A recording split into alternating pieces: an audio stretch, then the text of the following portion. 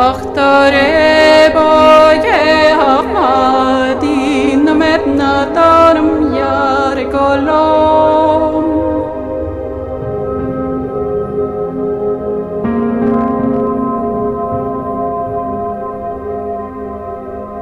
Achtare boye ahmadin medna tarum yar golom.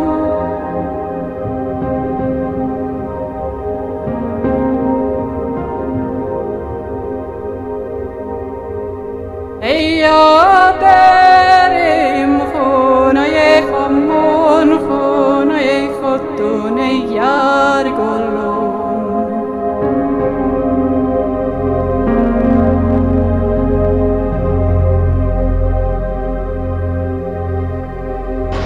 Eya berim khona ye khamon khona ye khotun yar golom.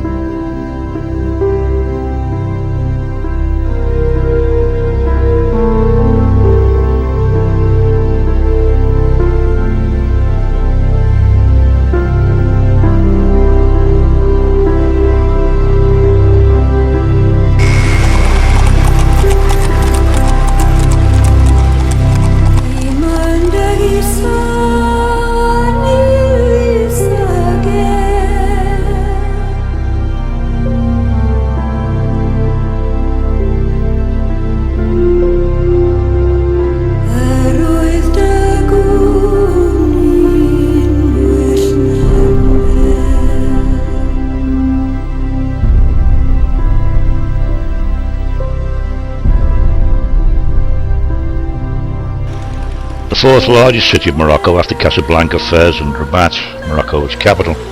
The red or ochre city as it is called because of the red sandstone used in its main construction, accommodates a population of around 1 million people and looks and feels, at first sight, like something out of Arabian Nights folklore.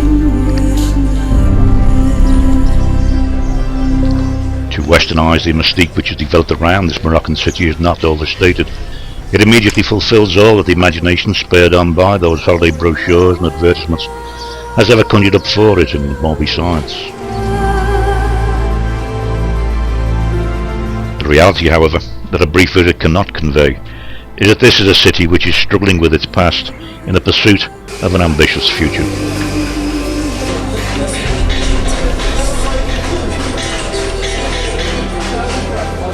As with all city life, on the surface it is fast-paced and industrious, while hidden not very far away. The majority of the local inhabitants are engaged in a day-to-day battle with poverty, with some 20,000 households still without mains water or electricity. To the holiday visitor, though, their only contact with such things are the beggars on the streets, which, it soon becomes apparent, is part of the way of life here and Morocco in general.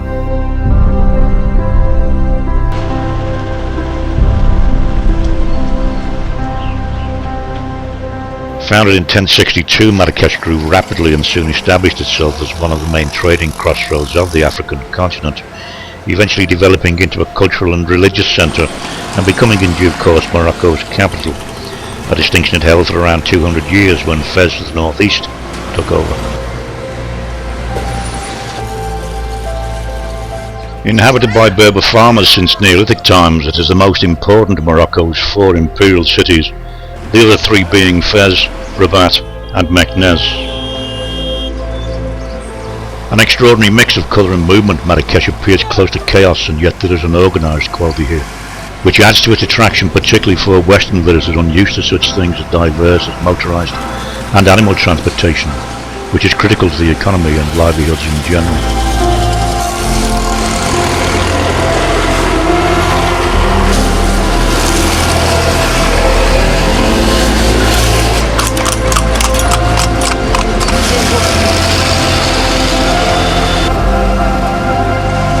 In the 1960s and early 1970s, the city was a trendy hippie mecca, attracting numerous rock stars, film directors, musicians and artists, and became something of a pilgrimage for bohemians worldwide. In 1985, UNESCO declared the old town area of Marrakesh a World Heritage Site, raising international awareness of the cultural heritage of the city.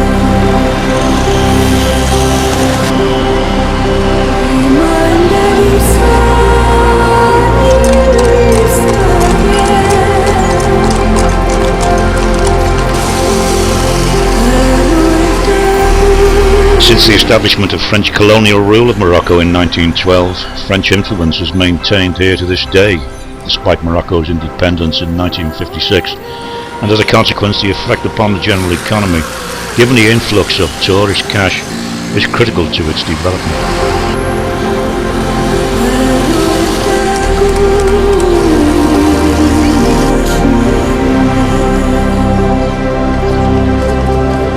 On the 18th of December 2010, a revolutionary wave of demonstrations and protests erupted into riot and civil war throughout the Arab world and became known as the Arab Spring. To this day, civil unrest continues and leaders of several countries within the region have been either forced to resign into exile or have been indicted on criminal charges and, as a consequence, have faced imprisonment. On the 20th of February 2011, the wildfire unrest reached Morocco, and while not without its rioters and looters, was largely a peaceful sequence of protest, but which was nevertheless necessarily contained by government security forces.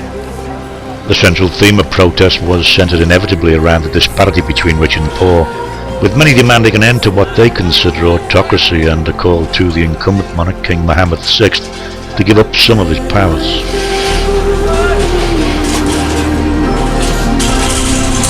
Mohammed VI is Morocco's leading businessman and banker. In 2009, Forbes magazine estimated his wealth at $2.5 billion.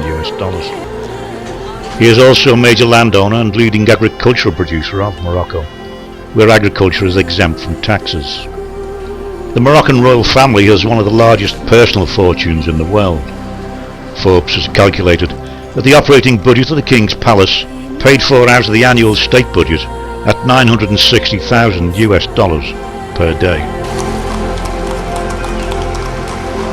He is strongly influenced by Western values and has declared it his intention to double tourist levels to 20 million by the year 2020.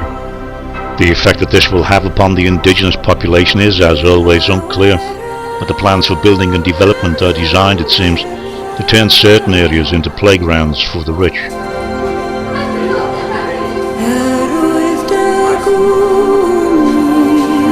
In a world increasingly dominated by modern technology and the power of the state to suppress the free exchange of views and ideas across the general population, in rapid decline, set against current levels of unrest seemingly escalating throughout the Muslim world today, what is difficult to judge is just when this country and its major towns and cities will be changed by modern religious fervour.